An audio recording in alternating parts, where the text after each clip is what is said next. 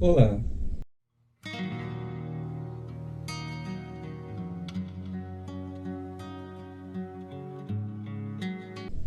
eu gostaria de contar alguns casos de regressão só para que as pessoas que sempre tiveram curiosidade sobre isso e não sabem como que isso acontece, só para que essas pessoas tenham uma ideia sobre o que seria uma regressão de memória.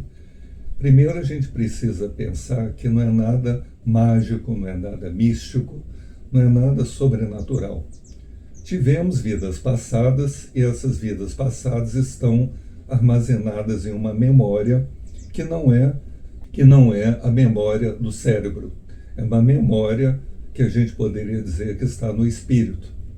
E por isso que a gente precisa treinar a pessoa para não levar em conta aquela suspeita que ela estaria apenas imaginando tudo isso. Mas vamos a um caso concreto aqui, para que vocês possam entender o que poderia ser uma regressão de memória de vidas passadas. Uma mulher, da altura dos seus 35, 36 anos, me procurou porque ela estava com uma dificuldade para engravidar. É um problema relativamente comum. Ela já tinha feito procedimentos médicos para propiciar essa gravidez e até então isso não estava sendo bem sucedido. Então nós fomos trabalhar com a regressão e dentro da regressão apareceu uma história de uma jovem camponesa, uma mulher que trabalhava numa zona rural, que se envolveu afetivamente e sexualmente com o filho do fazendeiro de onde ela estava.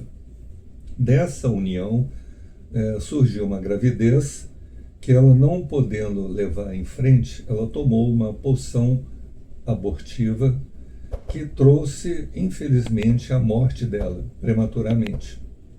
Então, quando numa situação de regressão nós chegamos a uma ocorrência infeliz para a pessoa, eu sempre procuro buscar a vida que foi imediatamente anterior para ver se nós podemos achar algum nexo que explique o sofrimento que a pessoa possa ter tido.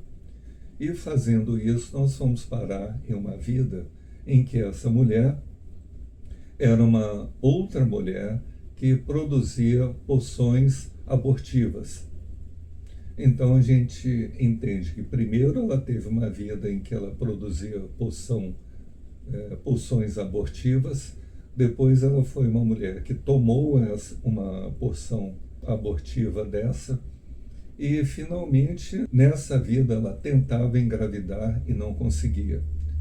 Então parece que existe um mecanismo de justiça, né, nessa sucessão de vidas, em que primeiro a pessoa cometeu um erro sob o ponto de vista espiritual, depois ela sofreu uma consequência por isso e ficou algum resíduo disso que aconteceu para a vida presente.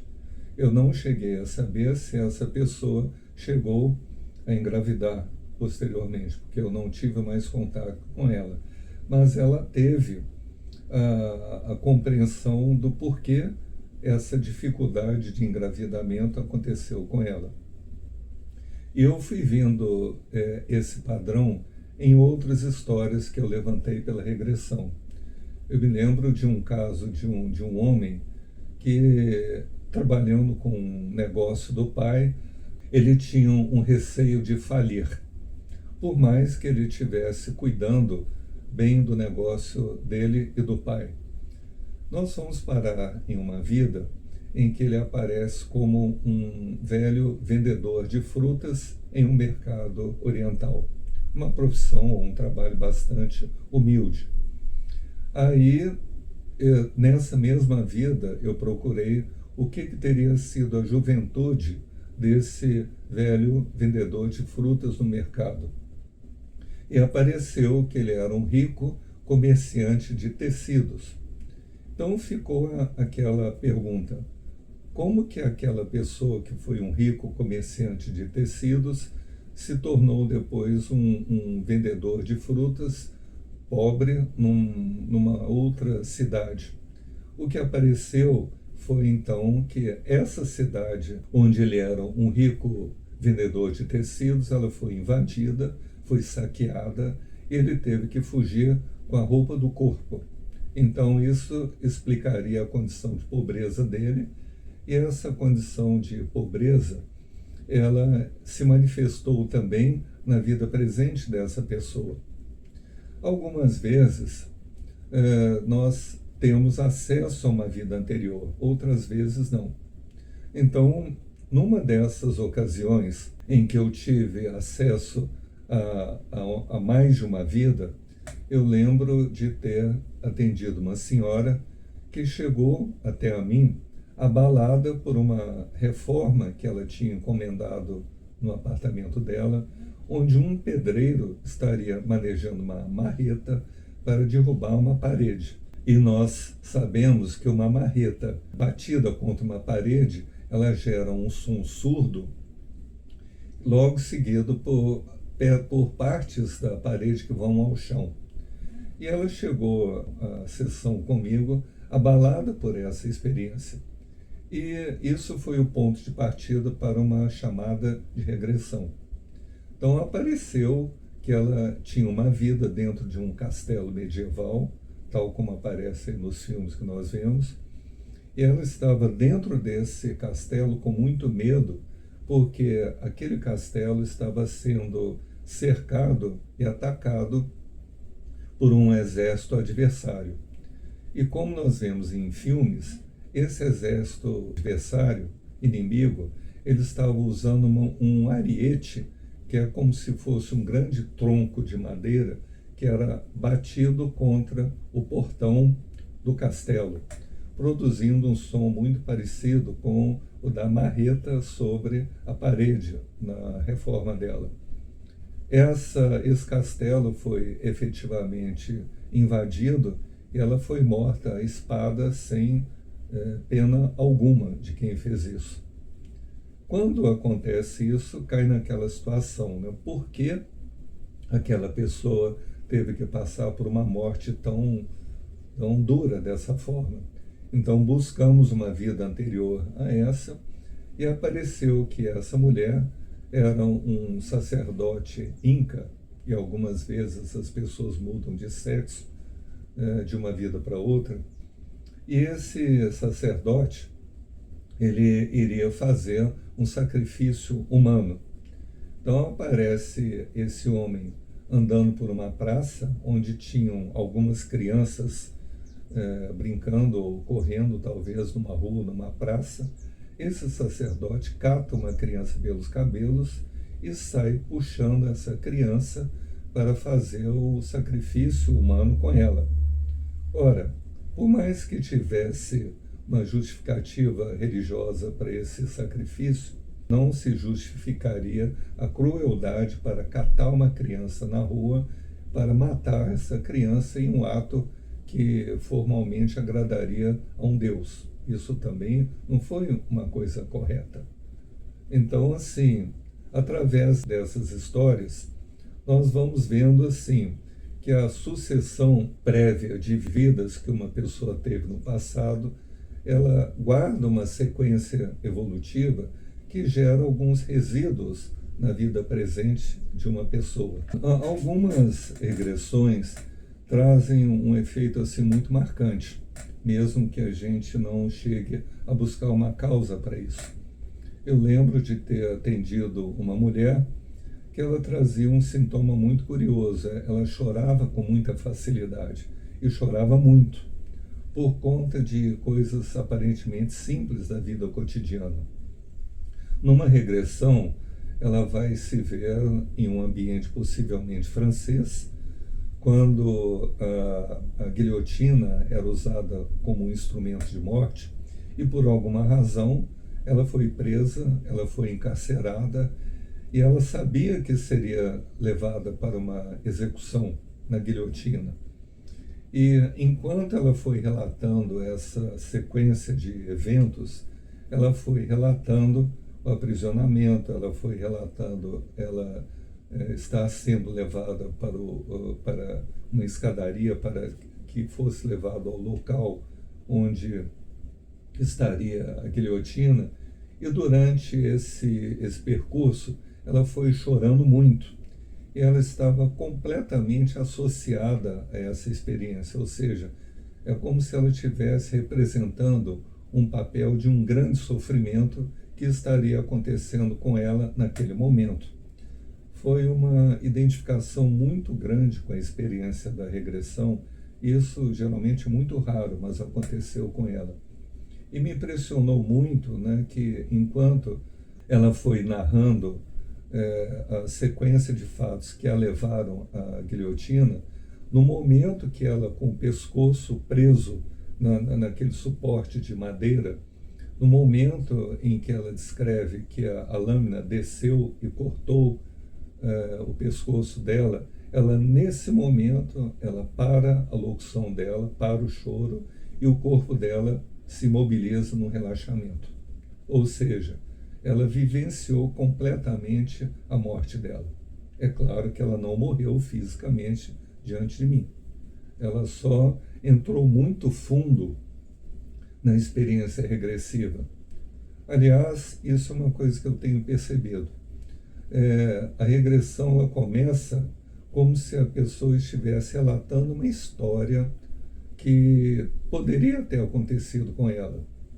E progressivamente é como se a pessoa fosse entrando na história de tal forma que, quando a regressão termina, é como se a pessoa tivesse que ser trazida de volta para a vida presente. Eu percebo que a pessoa vai ficar ainda alguma coisa em torno de uns 10 minutos, ainda com o impacto da emoção que ela vivenciou naquele momento da regressão. E depois desses 10 minutos, é como se a pessoa já tivesse completamente aderida à vida e ao corpo que ela tivesse de agora. Dentre as muitas histórias que eu acabei coletando, uma outra história me chamou a atenção. Foi uma história em que Jesus poderia ter aparecido. Aí a gente poderia pensar, como que Jesus poderia ter aparecido numa regressão? Ora, Jesus, independente de ser uma manifestação de Deus na nossa vida social e material, ele foi uma pessoa.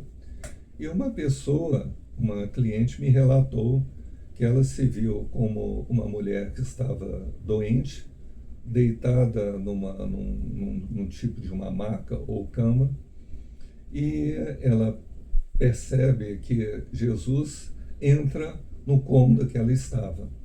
Ela não o conhecia antes, ela só sabia quem que ele era.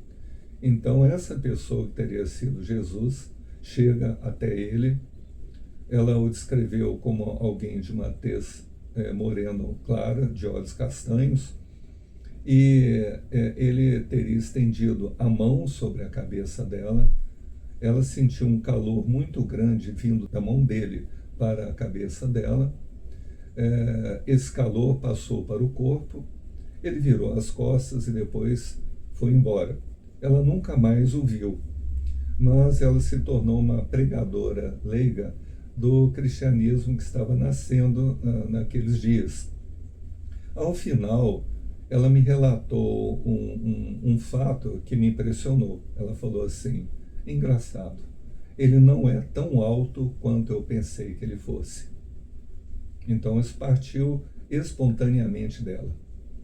Aliás, essas falas espontâneas, elas atestam a possível realidade do fato que a regressão de memória não foi só uma vivência como se fosse um sonho, mas que ela teria sido realmente refletido uma vivência real que uma pessoa teria tido. Eu me lembro de uma mulher relatando um jantar em uma corte. Essa mulher também se viu como um homem, e todos ali numa corte, num castelo, estavam ali saboreando carnes e outras coisas que fariam parte daquele banquete. Ela me disse de repente alguma coisa assim, que nojo. Eu perguntei, mas que nojo de quê? Aí ela me relatou que esse homem, que era ela, pegava um pedaço de carne com a mão, mordia esse pedaço de carne e limpava a boca com a manga do casaco que usava, fazendo mais ou menos isso. Bom, talvez fosse o costume. E isso surpreendeu a ela e surpreendeu a mim também, que estava conduzindo essa experiência. Teve uma outra cena também que foi até engraçada, né? Uma mulher também se vendo como um homem, se viu como um legionário romano e usando aquilo que parecia uma armadura, que na verdade era de um couro grosso. Então eles usavam com essa armadura como se fosse de metal, mas era de couro grosso, e como se fosse uma saia até os joelhos. Ela me perguntou assim, se eles não usavam nada por debaixo daquela saia. Eu disse que eu não sabia, mas acho que provavelmente não.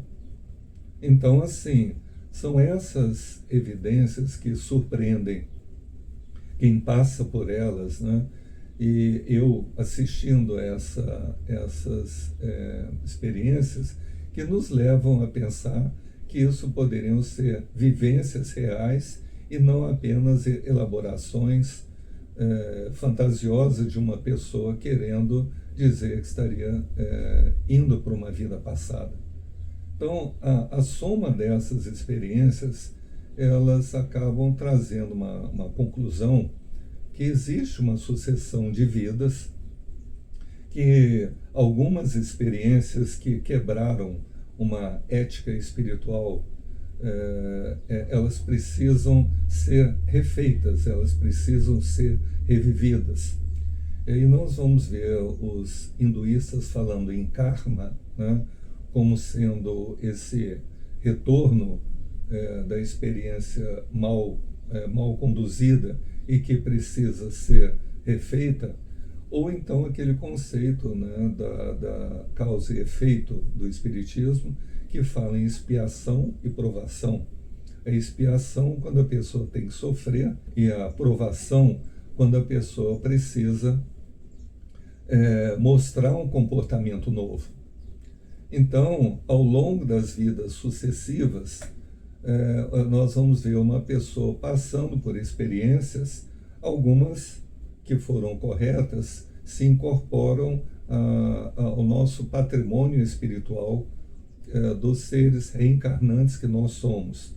E aquelas experiências que não foram adequadas, elas precisarão ser corrigidas por um novo comportamento, e esse novo comportamento sendo adequado é que vai ser incorporado ao patrimônio espiritual da consciência que reencarna. Então, através disso, nós temos aí essa lógica evolutiva das vidas sucessivas. Agora, mesmo quando aparece que uma pessoa agiu de uma forma errada ou inadequada, é muito comum nós vermos, principalmente espíritas, com esse receio de saber de alguma coisa muito horrível que fizeram e que, por conta disso, isso poderia traumatizá-los ao tomar conhecimento disso. É muitas vezes citado o véu do esquecimento, que o Kardec chegou a dizer que separa a consciência de uma vida para outra. Nós precisamos lembrar que essa recordação de vida passada acontece dentro de um contexto terapêutico. Não é uma experiência gratuita, não é algo só para satisfazer a curiosidade de uma pessoa. Isso é buscado por pessoas que querem saber de si e querem se aprimorar nessa vida. E aquelas pessoas que são buscadores sinceros de uma evolução espiritual já estão longe de serem pessoas más e perversas. Se houve uma vida má e perversa, isso já está mais recuado no tempo. porque depois disso as pessoas já passaram por sofrimentos corretivos e o que vai existir hoje são as memórias desse sofrimento e as memórias de um delito anterior que aconteceu há muito mais tempo. E aí a gente precisa entender o seguinte: por que fazer essa regressão de vida passada? Porque nós estamos vivendo as consequências desse passado na vida presente. Então, é isso que nos pressiona, nos obriga ou nos estimula a querer compreender, entender o porquê que tais coisas acontecem, porque tais coisas se repetem na nossa vida.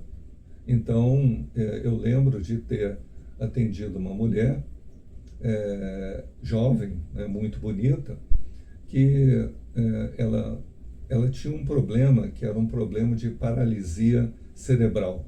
Só afetava a marcha dela. Então, por conta disso, ela andava jogando as pernas para frente. Ela só impedia nisso. E fomos parar em uma vida em que ela, como homem, né, ela, de alguma forma, ela fez parte de um agrupamento romano, ou ligado a político, alguma coisa assim, e ela fez alguma coisa eticamente incorreta, e por conta disso ela foi jogada às feras, jogada aos leões, que era uma forma de execução que era muito usada na Roma Antiga. Isso era ao mesmo tempo um castigo e era ao mesmo tempo também uma diversão para o povo. E não só cristãos foram jogados às feras. Então ela descreveu como em um determinado momento uma fera, talvez um leão, a abocanhou na nuca e logo depois ela morreu. E eu vim a saber depois que quando um felino ataca uma presa, ele ataca na região do cerebelo, que é essa região que nós temos na nuca, porque com isso ele paralisa os movimentos da vítima. E depois também essa mesma mulher me confidenciou que a lesão que ela tinha era justamente na nuca, no cerebelo, né, onde ela teve essa lesão que trouxe essa dificuldade de marcha dela. Então, lembrando de outro caso, de uma mulher que tinha uma enxaqueca muito grande, e ela disse que a enxaqueca afetava a parte esquerda da cabeça dela. Ela me disse isso falando: a minha enxaqueca afeta a parte esquerda da minha cabeça. Ela me descreveu uma cena em que, por outros motivos que eu não lembro agora, ela foi atacada por um cavalo, que o cavaleiro levantou o cavalo para que o cavalo jogasse os cascos sobre ela, e o que a levou à morte. Aí eu perguntei onde o cavalo atingiu a ela, e ela mostrou, sem me falar, que foi aqui, ou seja, na parte esquerda da cabeça. Então nós temos aí, nessas vivências da regressão, explicações para emoções que uma pessoa tenha, explicações para sintomas físicos que uma pessoa tenha, e explicações para situações de vida que uma pessoa aparentemente não compreenderia nesse momento. Eu só gostaria de acrescentar agora uma outra situação sobre relacionamentos, porque uma coisa que eu constatei em regressões de memória e vida passada é que alguns relacionamentos são reedições de relacionamentos do passado. Eu vejo mais frequentemente relacionamentos ruins sendo recolocados como se fosse uma nova oportunidade que o casal tem para acertar aquele relacionamento. Isso pode acontecer ou não, do que aquele mito das almas gêmeas que vão se reencontrar para desfrutarem mais uma vida de felicidade.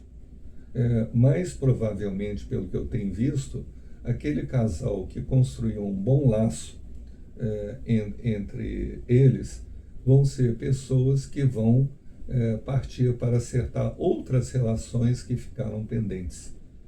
Numa dessas relações, uma mulher casada com a mulher da professora primária e o marido um taxista, que os dois lidavam com dificuldades financeiras que procuravam vencer com um trabalho honesto. Apareceu que numa vida anterior os dois eram salteadores de estrada, ou seja, eles emboscavam pessoas em alguma estrada rural lá da Idade Média e roubavam os bens ou o dinheiro que essas pessoas teriam. Uma vida eticamente incorreta ou errada.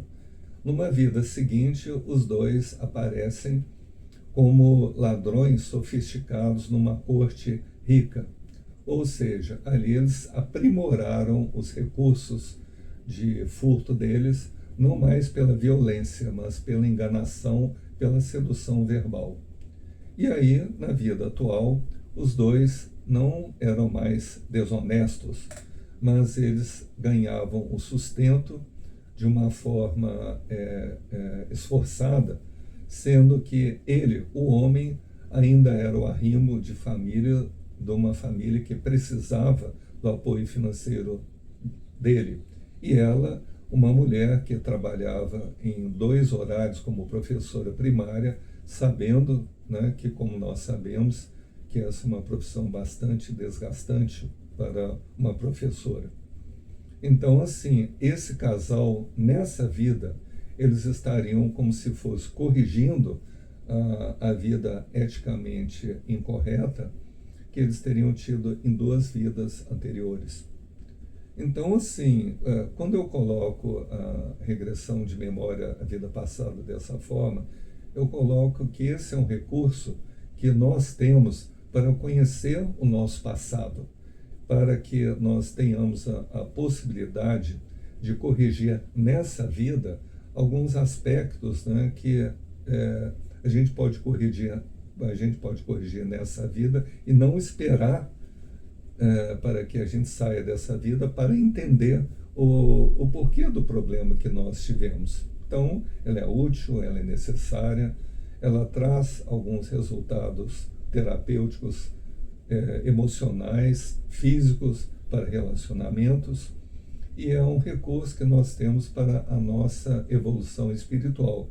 É claro, para aqueles que acreditam que nós não temos só essa vida, nós temos vidas passadas e nós temos vidas futuras. Então, esse é um recurso para a nossa evolução que acontece numa situação de consultório, uma situação psicoterapêutica, pode acontecer presencialmente, pode acontecer à distância, não é nada mágico, não é nada oculto, não é nada misterioso, é apenas uma técnica. E num próximo vídeo eu posso explicar um pouco mais sobre essa técnica, que, como eu já disse no vídeo anterior, é uma técnica muito simples. O que dá trabalho achar o tema pertinente para uma regressão, fazer aquela garimpagem das cenas que aparecem de uma forma não ordenada e fazer os relacionamentos entre a vida passada e os problemas da vida presente.